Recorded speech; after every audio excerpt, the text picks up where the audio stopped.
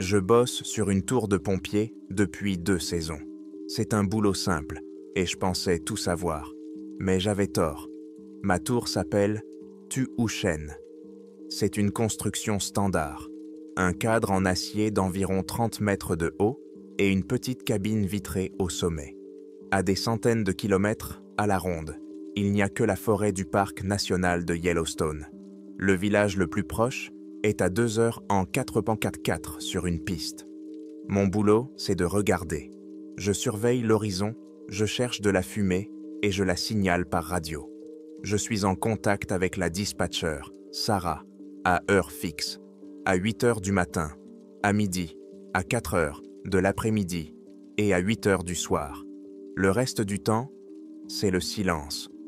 Cette saison, à la fin du mois de juin, j'ai décidé de mettre de l'ordre. Le gars qui bossait ici avant avait laissé un peu de bazar et de vieux magazines. En rangeant les affaires dans un coin, j'ai remarqué qu'une des planches du plancher était un peu bombée. Par curiosité, j'ai soulevé un coin avec un couteau. J'ai découvert un petit compartiment recouvert d'un tissu imprégné de goudron. À l'intérieur, il y avait une vieille radio. Elle ne ressemblait pas du tout à mon Bendix King habituel. Celle-ci était lourde, avec un boîtier métallique et une grande antenne en spirale. Sur le panneau avant était gravé « Rangercom 7 ». À côté, il y avait un carnet à couverture en cuir et quelques câbles faits maison. Je n'ai pas touché à ma trouvaille pendant les 2 jours qui ont suivi. J'avais peu de boulot, le temps était clair et, pour tromper l'ennui, j'ai quand même décidé d'essayer de faire marcher le vieux poste. Ma tour est alimentée par des panneaux solaires et un générateur. Il devait y avoir assez de tension. J'ai tripoté les câbles, branché la radio à la batterie, et elle s'est mise en marche. Le haut-parleur a grésillé. J'ai commencé à tourner lentement le bouton de réglage de la fréquence. La plupart des canaux étaient silencieux. Sur certains, on entendait des bribes de conversation de camionneurs ou de radio-amateurs, mais trop faiblement. J'étais sur le point d'abandonner quand, sur une fréquence qui n'était pas indiquée sur le tableau standard, j'ai entendu une voix. Le signal était clair, mais un peu plat, comme dans un vieux film. Je répète, sur le versant est du mont Washburn, la visibilité se détériore. La brume est épaisse, mais je ne vois pas de foyer. Le vent souffle du nord-ouest, 5 à 7 nœuds. Je vous repique. Je me suis figé. La voix était calme, masculine, avec une légère enrouement. Il parlait comme un pro. J'ai regardé vers le mont de Washburn. Le ciel était d'une clarté cristalline, pas de brume. J'ai attrapé mes jumelles. Même chose. Une visibilité parfaite sur des dizaines de kilomètres. J'ai mis ça sur le compte d'un exercice ou d'une réception d'un signal provenant d'une station très éloignée où il y avait effectivement un incendie. J'ai continué à écouter. Quelques minutes plus tard, la même voix est revenue sur les ondes. Centrale. Ici, Jim depuis la tour Tu-Ocean. Test de communication. À vous. Ma tour. Il avait donné le nom de ma tour. Mon cœur a fait un bond. J'ai regardé ma radio. Elle était silencieuse. D'après l'horaire, la prochaine communication avec Sarah n'était prévue que dans 1 heure. Jim, ici le centre. Je t'entends bien. Fais le point. À toi. Répondit une autre voix, plus aiguë. Tout est calme. Quelques nuages au sud. Aucun touriste en vue. Terminé. J'étais assis dans un silence total, seulement rompu par le sifflement de la vieille radio. C'était une blague ? Un des autres de son gardien avait décidé de faire une blague au nouveau, mais l'équipement, pour émettre sur cette fréquence, il fallait un émetteur, et ils n'en avaient mis pas. Et je ne connaissais pas les voix. Le soir, pendant la session de communication prévue, j'ai décidé de tâter le terrain. Sarah, c'est Mark de Tu-Ocean. À vous. Je t'entends, Mark. Qu'est-ce qu'il y a? Tout est calme. Juste une question. Y a-t-il eu des exercices aujourd'hui? Ou peut-être que l'un des gars s'amuse avec la radio? Il y eut un court silence. Négatif, Mark. Pas d'exercice. Tout le monde est à son poste et je n'ai rien détecté d'anormal sur la fréquence. T'as un problème? Non, non, tout va bien. C'était juste une impression. Terminé. Sa réponse ne m'a pas rassuré. Au contraire, j'étais encore plus inquiet. Si ce n'était ni un exercice ni une blague, alors quoi? Le lendemain, j'ai remis en marche ma vieille radio. J'ai presque tout de suite capté la même fréquence. Les gens parlaient de la météo, de petits soucis quotidiens, se plaignaient d'ordre des guêpes qui avaient envahi la tour Mount Sherman. Tout cela semblait terriblement banal. Puis j'ai entendu quelque chose qui m'a glacé le sang. Centrale, ici Jim, on était le 28 août, contrôle de routine à 8h00. Je commence l'inspection du secteur, le 28 août. J'ai regardé mon calendrier. On était le 30 juin. J'ai repris mes jumelles et j'ai commencé à scruter frénétiquement l'horizon, en comparant ce que disait Jim. Il décrivait le mouvement d'un troupeau de bisons dans la vallée de la Mare. Je les voyais aussi, mais à un autre endroit. Il parlait d'un petit nuage au-dessus du lac Yellowstone. Il était bien là. Les détails correspondaient, à quelques petites différences près. Et la date. J'ai ouvert le carnet que j'avais trouvé avec la radio. Sur la première page, quelqu'un avait écrit en lettres majuscules « Jim Carter, saison 1982, Tour Two Ocean ». Je feuilletais les pages. Les notes avaient été prises de tous les jours, de juin à septembre. Des rapports secs et factuels sur la météo, la direction du vent, les animaux aperçus et la fumée. Je trouvais la note du 28 août 1982. 8 heures. Vérification des communications. Centre en position. Bonne visibilité. Brume sur le versant et de Washburn. Troupe de bisons dans la vallée de la Mare. Petit nuage au-dessus du lac. Les notes dans le carnet correspondaient exactement à ce que j'entendais à la radio. J'écoutais une transmission du passé. Cette idée était tellement absurde que j'ai éclaté de rire. C'était impossible. Il devait y avoir une explication logique. Peut-être s'agissait-il d'un vieil enregistrement que quelqu'un diffusait à la radio? Mais pourquoi? Et comment pouvait-il décrire, avec autant de précision, même avec quelques erreurs, ce que je voyais actuellement? J'ai passé toute la journée à écouter la radio et à lire le journal. Les voix de Jim et du répartiteur du TOE central m'étaient presque familières. Ils discutaient d'un incendie de forêt qui approchait quelque part au sud, près du canyon Lewis. Jim craignait que le vent ne tourne et ne pousse le feu dans sa direction. Mon carnet contenait des notes détaillées sur ce même incendie, avec des cartes et des annotations. J'étais complètement absorbé par ma lecture lorsque la vieille radio s'est soudainement remise en marche. Mais cette fois, le message était différent. Il ne ressemblait pas au lot de rapports habituels. « Marc, à vous. Vous me recevez ?» Je me figeais. C'était la voix de Jim. Il avait prononcé mon nom. Je jetai un coup d'œil à ma radio officielle, mais elle restait silencieuse. Je rapprochai la vieille radio de mon oreille. « Et Marc, je sais que tu m'entends. La connexion était mauvaise, mais j'ai réussi à passer. C'est Jim, du Two Ocean. Réception. Je ne savais pas quoi faire. Répondre? Me taire? Mon cerveau refusait d'accepter ce qui se passait. Ça dépassait le cadre d'une blague ou d'un vieil enregistrement. « Tu dois être plus prudent », continua la voix après une pause. « Ils ne te disent pas tout. L'incendie de 82 n'était pas un accident. J'ai laissé des notes, dans un carnet. Lis la dernière page, et ne fais pas confiance à Sarah.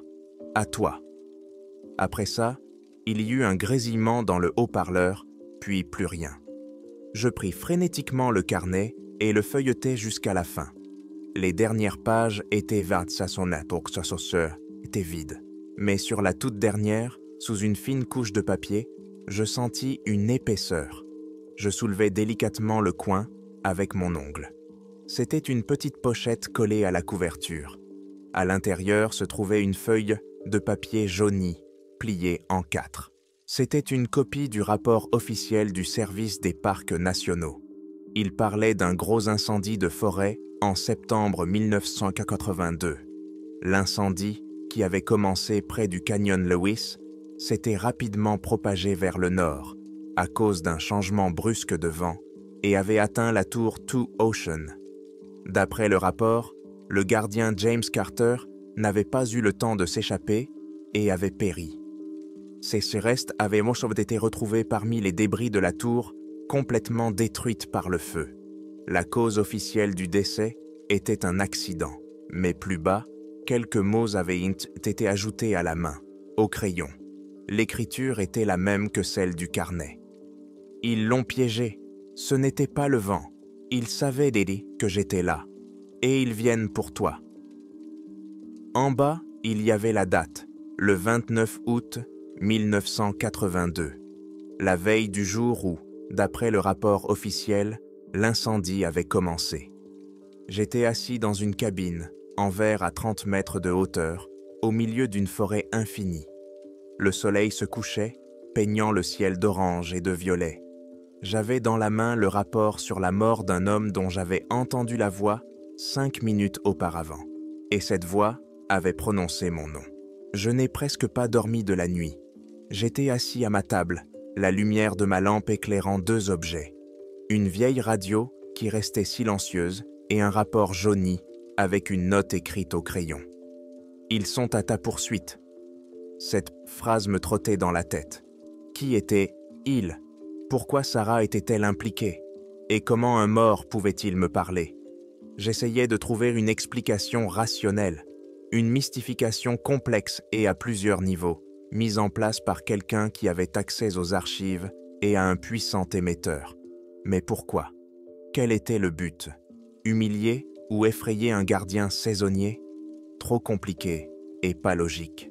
Le lendemain matin, après avoir fait mon rapport habituel à Sarah, en essayant de paraître aussi normal que possible, j'ai décidé d'agir. La tour est équipée d'une connexion Internet par satellite, lente et chère, réservée aux emails professionnels et aux comptes rapports météo. J'ai enfreint le protocole, j'ai commencé à chercher. Mais des requêtes étaient valées simples. Incendie à Yellowstone en septembre 1982, gardien James Carter, histoire de la tour Two Ocean. Il y avait étonnamment peu d'infos. La plupart des liens renvoyaient vers les communiqués de presse officiels du service des parcs de l'époque. Ils parlaient du comportement imprévisible du feu, dans les changements brusques du vent et des efforts héroïques des pompiers. La mort de James Carter était mentionnée en passant comme un accident tragique. Son nom figurait dans la liste des autres incidents de l'année. Pas de détails, pas d'enquête. Dans un journal numérisé de la ville de Cody, dans le Wyoming, j'ai trouvé une petite note. Elle citait le chef du service des parcs de l'époque, qui présentait ses condoléances à la famille Carter et louait son bon dévouement à son devoir. Tout était lisse et officiel, trop lisse. J'ai changé de tactique. J'ai commencé à chercher des mentions indirectes, des références indirectes, des forums d'anciens employés, des blogs d'amateurs d'histoire des parcs nationaux. Au bout d'1 heure, je suis tombé sur une discussion vieille de 20 ans sur un forum d'anciens employés du service forestier. Quelqu'un se souvenait du bon vieux temps. Le nom de Jim Carter est apparu une fois. Un utilisateur avec le pseudo Old Trapper a écrit « Je me souviens de Jim de Two Ocean. C'était un type bizarre. Il était toujours en train de fouiller, de chercher quelque chose. Il disait que le gouvernement n'utilisait pas le parc à bon escient. Tout le monde le prenait pour un parano. Et puis, il y a eu cet incendie. Il a brûlé avec la tour. C'est dommage pour lui, mais il l'avait bien cherché. » La discussion a ensuite dérivé vers d'autres sujets. Mais ces quelques phrases étaient pour moi plus importantes que tous les rapports officiels. Le gouvernement utilise le parc à mauvais escient. Il l'avait bien cherché. Cela ne ressemblait plus à un accident. Pendant la session de communication de midi, j'ai décidé de voir comment Sarah réagirait. Je devais faire ça discrètement. « Sarah, c'est Mark. à l'appareil. Je t'écoute, Marc. Au rapport. Tout est trop au clair. Un petit groupe de touristes près de la rivière Snake, hors de la zone dangereuse. Sarah, j'ai une question technique. J'ai trouvé de vieux documents sur la tour et je me demandais... Cette tour sur laquelle je me trouve, est-elle d'origine? Pause. Quelques secondes plus longues que d'habitude. Pourquoi cette question, Marc? Simple curiosité. On s'ennuie ici. Les documents mentionnent un incendie en 82. La tour a brûlé à ce moment-là, non? Oui, elle a brûlé, répondit-elle d'un ton plus sec et plus officiel. La structure actuelle a été construite en 1985. C'est tout ce que tu dois savoir. Concentre-toi sur ton secteur. Terminé. Elle a découpé la communication. D'habitude, Sarah était plus bavarde. Elle pouvait échanger quelques mots sur le temps, ou me demander si j'avais besoin de quelque chose lors de la prochaine livraison de provisions. Là, elle était froide comme de la glace. Jim avait raison. Elle cachait quelque chose, ou, au moins, elle ne voulait pas que je m'immisce dans ce sujet. L'inquiétude grandissait. Je ne me sentais pas seulement isolé, mais piégé. Je relisais sans cesse le mot de Jim. Que voulait-il dire par « Ils sont à ta poursuite » ? Le soir, la vieille radio s'est remise en marche. Je l'attendais, la tenant près de moi. Encore un sifflement, puis la voix de Jim. « Marc, je sais que tu m'as écouté. Il reste peu de temps. Le signal s'affaiblit de jour en jour. Je ne sais pas pourquoi la communication a été établie. C'est peut-être grâce à l'équipement dans le sous-sol. Le sous-sol? Il n'y a pas de sous-sol dans la tour. Il y a une base en béton et 4 piliers. Je parle de l'ancienne tour, continua Jim, comme s'il avait lu dans mes pensées. Il y avait un local technique à sa base. Quand ils ont construit la nouvelle, ils l'ont simplement recouvert de béton. Mais pas tout. Je devais transmettre quelque chose. Je n'ai pas eu le temps. Je l'ai laissé pour la personne qui poserait des questions. Je l'ai enterré. « Où ?» murmurai-je, oubliant qu'il ne pouvait pas m'entendre. « Descends. Le pilier nord-ouest, celui qui c'est le plus proche de l'ancienne, remise à générateur. Éloigne-toi de 3 pas vers l'arbre tombé. Il y a une grosse pierre plate qui ressemble à une carte du Wyoming. C'est dessous. J'y ai laissé une boîte. Elle contient tout ce que j'ai pu rassembler. Tu dois la trouver avant qu'ils ne comprennent. Que tu sais. Ils surveillent. Ils ont toujours surveillé. À toi. La communication a été coupée. J'ai regardé par la fenêtre. Le soleil était déjà sur le point de se coucher. Descendre maintenant était une mauvaise idée. Mais attendre jusqu'au matin était encore pire. Les mots « ils surveillent » résonnaient dans ma tête. J'ai pris une lampe puissante, une petite pelle de sapeur que je gardais pour les travaux ménagers, et j'ai ouvert la trappe menant à l'escalier. Le vent était fort et froid à cette hauteur. La descente des marches en acier a pris quelques minutes, qui m'ont semblé une éternité. Chaque grincement du métal résonnait dans mes oreilles. En bas, au pied de la tour, il faisait presque noir. J'ai allumé ma lampe. Son faisceau éclairait les troncs d'arbres, les pierres et l'herbe épaisse. J'ai trouvé le pilier nord-ouest, une vieille remise à générateur, une construction en bois, à moitié en ruine, se trouvait à une dizaine de mètres. J'ai aussi trouvé l'arbre renversé. Tout était à sa place, comme Jim l'avait décrit. J'ai fait 3 pas. Le faisceau de la lampe s'est arrêté au sol. J'ai commencé à le balayer en cercle et je l'ai trouvé presque tout de suite. Une grosse pierre plate dont la forme rappelait vaguement l'état du Wyoming. Elle était lourde. J'ai glissé le bout de la pelle sous la pierre et, en l'utilisant comme levier, j'ai réussi à la soulever avec difficulté. Sous la pierre, le sol était meuble. J'ai commencé à creuser. Au bout de quelques minutes, la pelle a heurté quelque chose de dur, du métal. J'ai jeté la pelle et j'ai commencé à creuser avec mes mains. C'était une boîte de munitions militaires, peinte en vert olive. Elle était rouillée, mais le verrou tenait encore. J'ai forcé pour l'ouvrir. À l'intérieur, enveloppées dans un tissu huilé, se trouvaient de plusieurs objets. 3 cassettes audio sans étiquette, quelques photos en noir et blanc, et une petite boussole en laiton. La lettre K était dégravée sur le couvercle. Carter. Je pris la boîte, rebouchai rapidement le trou et remis la pierre en place, en m'efforçant de faire en sorte que tout ait l'air normal. Alors que j'étais sur le point de remonter, ma radio de service, accrochée à ma ceinture, se mit à siffler. Sur le coup, je faillis laisser tomber la boîte. C'était Sarah. Marc, à l'appareil. Sa voix était calme, trop calme. C'était un appel imprévu. « Je vous écoute, Sarah », répondis-je en essayant de ne pas laisser ma voix trembler. « C'est juste une vérification de routine du matériel. Le système de surveillance a détecté une forte variation de pression sur le capteur de votre trappe de sortie. Tout va bien? Tu n'as pas quitté la tour? » Un frisson glacial me parcourut le dos. Le capteur de la trappe. Elle ne pouvait pas savoir que j'étais sorti. Ce n'était pas un équipement standard. Aucune des tours où j'avais travaillé n'en était équipée. Ils nous surveillent. Ils nous ont toujours surveillés. Oh non, Sarah. Tout va bien. C'est sûrement une rafale de vent. Ou un oiseau qui a heurté le capteur. Je vérifierai les fixations demain matin. D'accord, répondit-elle sans la moindre hésitation. Ou alors, elle le cachait très bien. Reste vigilant. Terminé. Je me tenais dans l'obscurité au pied de ma tour, serrant contre ma poitrine la boîte métallique contenant les cassettes d'un homme mort. Je regardais vers le haut, vers la petite lumière dans ma cabine, qui semblait maintenant si lointaine et étrangère. Je n'étais pas seul, et ce n'était pas à cause des fantômes.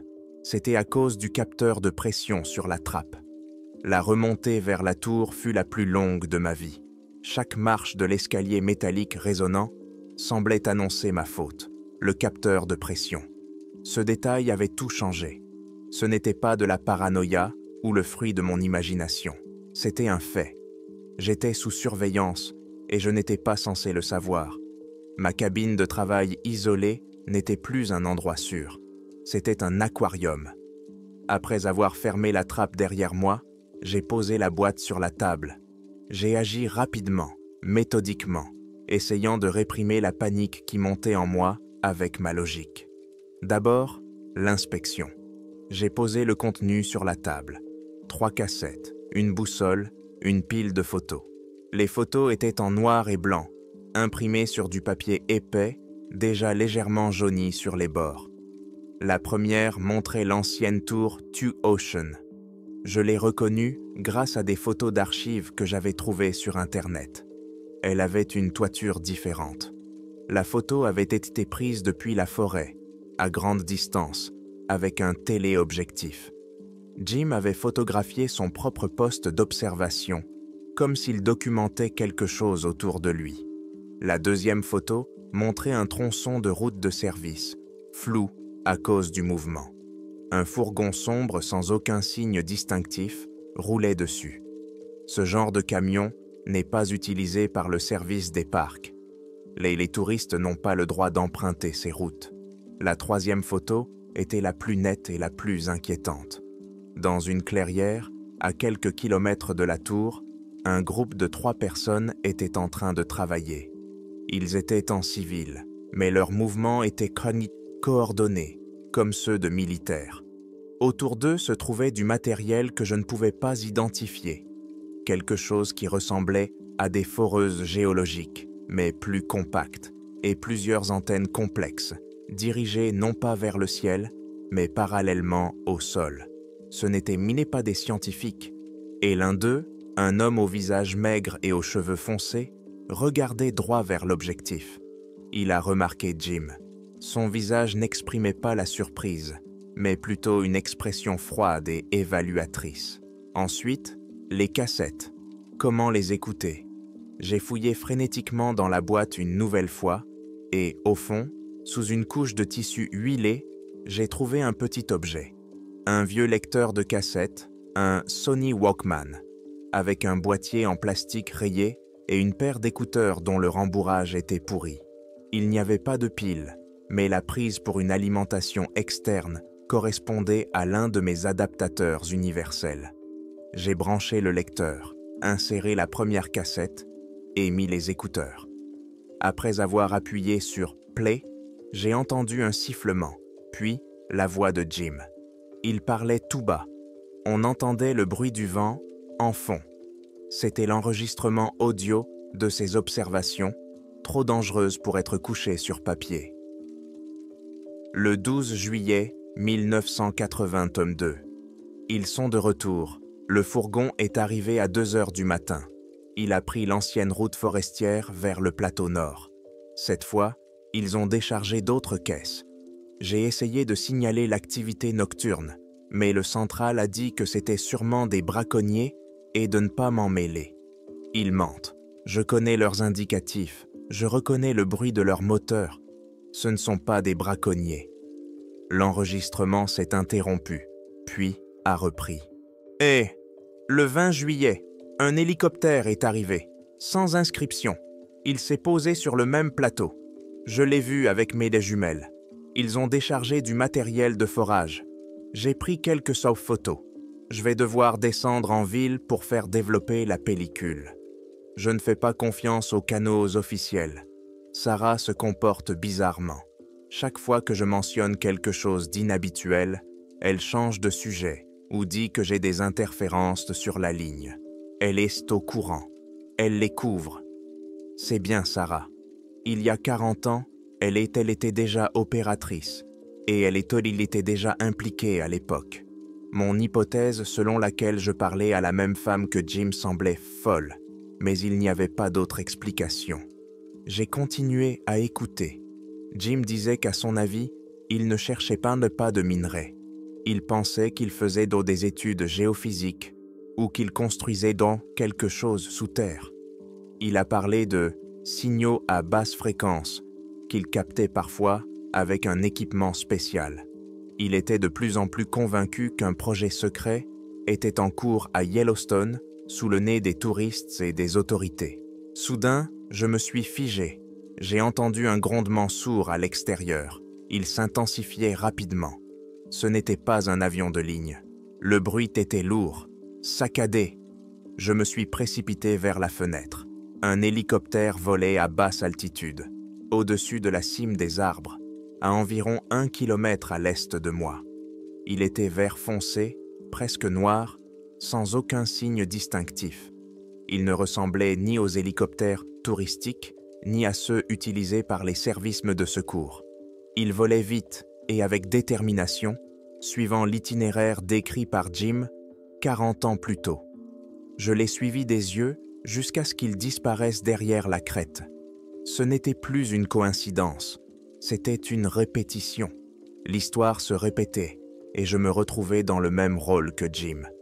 À ce moment-là, la vieille radio sur la table s'est mise à grésiller. Je me suis précipité vers elle. La voix de Jim était précipitée. Le signal disparaissait par intermittence. « Ils savent. Marc, ils savent non que tu as trouvé la boîte. Fuis. » « Comment l'ont-ils su ?» demandai-je dans le vide de la cabine. Le détecteur, il n'est pas sur la trappe. C'est un mensonge. Pour que tu y crois. Le détecteur était sur la pierre. Mon capteur. Je l'avais placé là pour savoir si quelqu'un trouvait mes notes. Le signal était transmis à un récepteur que j'avais assemblé. Maintenant, ils ont intercepté la fréquence. Ils savent que la pierre a été déplacée. Ils arrivent. Réception. Fin de communication. La communication a été coupée. Ma tête tournait. Le piège que Jim avait tendu à un allié était devenu un système d'alarme pour l'ennemi. Ma propre action, la découverte de la boîte, leur avait servi de signal d'alarme. Ils ne savaient pas seulement que je soupçonnais quelque chose. Ils savaient que j'avais entre les mains des preuves recueillies par leur dernière victime. Avant même que je puisse réaliser, ma radio de service à ma ceinture s'est mise à grésiller. J'ai sursauté. C'était Sarah. Mais son ton avait changé. Son ton professionnel avait disparu. Il était maintenant mielleux, anormalement attentionné. Marc, j'ai de bonnes nouvelles pour toi. Je suis resté silencieux. Nos météorologues ont émis une alerte de tempête. Une violente tempête accompagnée de grêlons est attendue dans ton secteur au cours des 2 prochains jours. Nous ne voulons pas prendre de risques. Il a été décidé de t'évacuer par mesure de précaution. C'était faux. J'avais regardé les prévisions météo sur mon écran. Le ciel était dégagé pour les 3 prochains jours. Une voiture a déjà été envoyée pour toi, Marc. Elle sera au pied de la tour dans environ 2 heures. Commence donc à rassembler tes affaires personnelles. Elle fit une pause puis ajouta, en articulant lentement et clairement. Et, Marc, s'il te plaît, laisse tout ton matériel de travail sur place, y compris tous les documents d'archives que tu pourrais trouver. Nos techniciens vérifieront tout quand le temps se sera amélioré. Attends-moi en bas. Tu m'as compris? 2 heures. Évacuation. Document d'archives. C'était un ultimatum déguisé en consigne de service. Il n'allait pas attendre que je descende en ville. Il viendrait ici pour récupérer la boîte et régler le problème. Moi, 2 heures. Dans ma situation, c'était à la fois une éternité et rien du tout. Mon cerveau s'est mis à fonctionner avec une lucidité froide et distanciée, comme après un choc violent. J'avais 2 options, rester et attendre l'évacuation, ce qui revenait à capituler, ou m'enfuir. Fuir où? J'étais dans une tour isolée, au milieu d'une des plus grandes réserves naturelles d'Amérique du Nord. La seule route pour sortir d'ici était un chemin de terre menant vers le sud. Ils allaient sûrement la bloquer. J'ai pris ma décision dès que Sarah a fini de parler. Je devais disparaître. J'ai d'abord attrapé mon sac à dos, celui que j'utilisais pour mes petites randonnées, le week-end. J'ai commencé à y jeter des affaires, guidé par mon instinct plutôt que par la logique. Un filtre à eau, un couteau, un briquet, toutes mes barres énergétiques, une petite pelote de corde, une carte de la région et la boussole de Jim. J'ai mis la boîte avec les cassettes et les photos au fond, en l'enveloppant dans une veste polaire de rechange. Ensuite, je devais effacer toute trace de mon passage. Mon ordinateur portable et mon smartphone. Tout l'historique de mes recherches, mes rares échanges avec mes amis. Tout ça pouvait leur être utile. Je n'ai pas perdu de temps à les formater.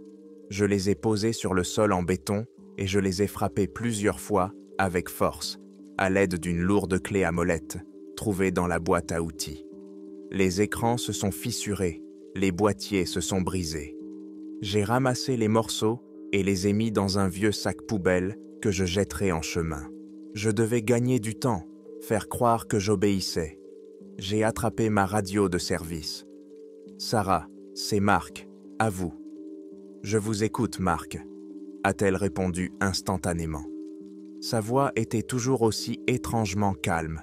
« Compris. Je rassemble mes affaires. J'ai un peu de désordre ici, mais je vais essayer de faire vite. Je serai en bas dans 2 heures. Terminé. » Je ne lui ai pas laissé le temps de répondre. Qu'il pense que je suis un employé effrayé et obéissant qui est simplement en train de faire ses valises. Alors que je mettais mon sac à dos sur mes épaules, le vieux Rangercom 7 sur la table se remit à siffler. Je me figeais, tendant l'oreille. C'était Jim. Sa voix était plus faible que jamais, noyée dans les interférences. La route vers le sud sera bloquée. La Jeep ne sert à rien. Va vers le nord, vers le ruisseau Pelican Creek. Il y a un vieux sentier qui n'apparaît pas sur les nouvelles cartes. Il commence près de 3 grands sapins qui poussent à partir d'une seule racine. Il te mènera au lac Yellowstone. Reste près de la rive. N'utilise pas les ponts. Ils t'attendront sur les ponts. Va dans l'eau, là où elle est peu profonde. L'eau effacera tes traces. Et les traces thermiques, le signal s'est définitivement coupé. Cette fois, je savais que c'était le dernier message. Il m'avait donné l'itinéraire. J'ai ouvert le haillon. L'air froid de la nuit m'a frappé le visage. Je descendis l'escalier aussi vite que possible, en essayant de ne pas faire de bruit. Mon sac à dos me frappait le dos, mais l'adrénaline m'empêchait de ressentir l'inconfort. En bas, je ne me dirigeais pas vers ma Jeep, qui était garée sur une petite aire. Au lieu de cela, je me glissais dans l'obscurité de la forêt, dans la direction opposée, vers le nord. Je courais. Les branches me fouettaient le visage, mes jambes s'emmêlaient dans les racines, mais je ne m'arrêtais pas. Je devais m'éloigner le plus possible de la tour avant qu'il n'arrive. Après environ une heure de course épuisante à travers un terrain accidenté, j'ai trouvé ce dont Jim m'avait parlé. 3 énormes sapins, entrelacés à leur base comme les doigts d'une main géante. Derrière eux, il y avait effectivement un sentier à peine visible, juste une bande de végétation moins dense qu'un étranger n'aurait pas remarqué. Je m'y engageai en vérifiant la boussole de Jim. Le sentier m'a mené à une corniche rocheuse d'où l'on pouvait voir la vallée. Au loin, comme une aiguille fine dans le ciel nocturne, se dressait ma tour. Et j'ai vu de la lumière, des phares. 2 paires de phares se déplaçaient sur la route menant à la tour. Ils étaient arrivés avant moi, bien avant 2 heures plus tard. Je me suis allongé sur la pierre froide, j'ai sorti mes jumelles de mon sac à dos et je les ai pointées vers la base de la tour. Ce n'était pas une camionnette du service des parcs qui s'approchait, c'était un fourgon sombre, le même que celui que j'avais vu sur la photo de Jim. 2 personnes en sont sorties. Il ne portait jamais pas d'uniforme. Elle allait se déplacer rapidement, avec détermination. L'un d'eux a levé la tête et a regardé directement vers la cabine de la tour. Puis, il a sorti du fourgon un appareil qui ressemblait à un fusil court avec un petit écran et a commencé à le balayer lentement le long de la lisière de la forêt. Une caméra thermique. Il me cherchait. J'étais figé, n'osant pas bouger. À ce moment-là, ma radio de service, toujours accrochée à la sangle de mon sac à dos, a clairement émis un clic. Mon cœur s'est arrêté. Ce n'était pas la voix de Sarah, c'était une voix masculine, calme, sans émotion, avec des notes métalliques, comme si elle avait été passée par un synthétiseur. « Marc, on sait que tu n'es pas dans la tour. » J'ai retenu mon souffle. Il s'adressait directement à moi. « Ton capteur biométrique sur la rampe d'escalier a enregistré ta descente il y a 10 minutes. Ton pouls est à 140 battements par minute. On sait que tu as peur et que tu cours. Ne complique pas les choses. On connaît ce coin mieux que toi. » J'étais allongé sur un rocher, à quelques kilomètres d'eux, dans le noir complet, et je savais qu'il savait non seulement où j'étais, mais aussi ce que je ressentais. Un capteur biométrique sur la rampe, pas sur la trappe, pas sur la pierre, sur l'escalier même, que je touchais tous les jours. Chaque fois que je descendais et que je remontais, je leur laissais un rapport sur mon état physique. Tout le système de sécurité, toute cette histoire avec Sarah, n'était qu'un niveau de tromperie parmi d'autres. « On veut juste te parler, Marc. Rends ce qui ne t'appartient pas, et on discutera de ton avenir. T'as 5 minutes pour sortir sur la route. Après ça, on commencera les recherches actives. » La radio se tut. Je regardais à travers mes jumelles les 2 petites silhouettes au pied de mon ancienne forteresse. L'une d'elles se tournait lentement vers moi, levant l'appareil qu'elle tenait toujours dans ses mains. Il ne bluffait pas. Il ne savait pas seulement que j'étais dans la forêt. Il savait où je me trouvais. La chasse était ouverte. 5 minutes. L'ultimatum ne laissait pas le temps de réfléchir. Je dévalais la falaise, m'égratignant les bras et les vêtements, et replongeais dans l'obscurité de la forêt. Je ne courais plus. Je me déplaçais par petits bonds rapides d'un arbre à l'autre en essayant de ne pas faire de bruit. Je ne savais pas à quel point leur caméra thermique était sensible, mais je savais que rester à découvert signifiait la mort. Le conseil de Jim, « Suis l'eau », était mon seul espoir. J'ai avancé vers le nord en vérifiant constamment ma boussole qui brillait d'une faible lumière phosphorescente. Après 22 minutes d'une progression pénible à travers les sous-bois épais, j'ai entendu ce que je cherchais, le murmure de l'eau. Pelican Creek. Le ruisseau n'était pas large, mais rapide, avec une dôme d'eau glacée. Je m'y suis avancé sans hésiter. Le froid me brûlait les jambes, même à travers mes bottes, mais je n'y prêtais pas attention. J'ai marché droit dans le lit du ruisseau, en essayant de rester à un cron des genoux, là où le courant n'était pas trop fort. L'eau cachait mes traces et, je l'espérais, déformait ma signature thermique. Toutes les quelques 2 minutes, je m'immobilisais derrière un gros rocher ou sous des branches pendantes pour écouter. Derrière moi, à l'écart de la tour, j'ai vu plusieurs fois les faisceaux de puissantes lampes balayer la forêt. Ils ne se limitaient pas à la route. Ils avaient commencé une recherche systématique. Une fois, j'ai entendu au loin les aboiements à peine perceptibles d'un chien. Ils avaient lâché les chiens. C'était pas bon. Les chiens allaient suivre l'odeur, et l'eau ne pourrait pas la masquer complètement. J'ai accéléré le pas, presque en courant. L'eau giclait de tous les côtés. Je trébuchais sur les pierres glissantes, mais je continuais d'avancer. Je devais m'éloigner le plus possible avant que les chiens ne trouvent la piste. Toute ma réalité se réduisait au lit du ruisseau, à l'eau sombre sous mes pieds et au bruit de ma propre respiration. Plusieurs heures de passèrent ainsi. J'avais perdu la notion du temps. La forêt autour de moi vivait sa vie. Le ululement d'une chouette, le craquement d'une branche, sous le poids d'un animal nocturne. Chaque bruit me faisait sursauter. Je passais plusieurs petits ponts en bois, enjambant le ruisseau, qui faisait partie des sentiers touristiques. Comme Jim m'avait prévenu, je les ai contournés en faisant un détour par l'eau. Je n'avais aucun doute qu'il m'attendait là. Quand l'aube a commencé à poindre, j'ai senti que je n'en pouvais plus. Le froid m'avait transpercé jusqu'aux os. Je me suis hissé sur la rive dans un épais bosquet de saules et je me suis effondré sur le sol, tremblant de tout mon corps.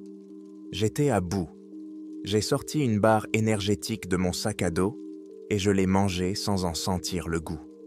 Devant moi, le bruit du ruisseau s'est atténué, se mêlant à un autre son, celui des vagues qui clapotaient, doucement et régulièrement. J'étais arrivé, le lac Yellowstone. Je me suis faufilé prudemment jusqu'à la lisière de la forêt. Devant moi s'étendait une immense étendue d'eau, grise dans la brume de l'aube. Je ne voyais pas la rive opposée. J'étais arrivé, mais ça ne m'a pas soulagé. J'étais juste un petit point au bord d'un territoire gigantesque où des pros me cherchaient. Ma fuite n'était pas la fin, mais seulement le début de quelque chose de bien pire. J'étais devenu une proie. J'étais assis, adossé à un arbre, et je regardais l'eau. Et maintenant, essayer de contourner le lac, cela représentait des centaines de kilomètres à travers une région sauvage. Tenter de voler un bateau dans l'un des campings touristiques? Trop risqué. J'ai sorti la boussole de Jim de mon sac à dos. Je la tenais dans ma main et le métal froid m'apaisait un peu. Je voulais juste vérifier une dernière fois la direction. J'ai cliqué sur le couvercle pour l'ouvrir et je me suis figé. Il n'y avait pas d'aiguille à l'intérieur. À sa place, au centre du cadran, sous un verre fin, se trouvait une petite bulle hermétiquement scellée.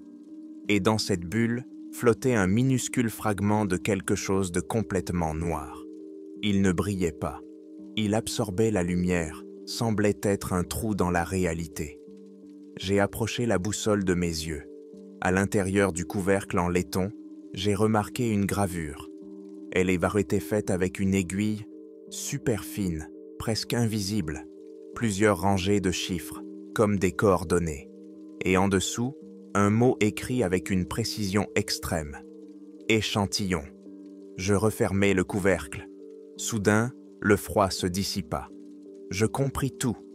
Jim ne se contentait pas d'observer. Il ne se contentait pas de collecter des informations.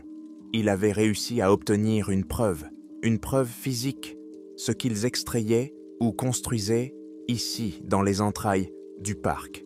Il leur avait volé un morceau, et maintenant, je l'avais. J'ai regardé mes mains qui tenaient la boussole. Ce n'était pas la fin de mon histoire, c'était son véritable début. Ils ne me cherchaient pas parce que j'étais un témoin. Ils me cherchaient parce que j'étais désormais le gardien. Et ils n'arrêteraient jamais leur recherche.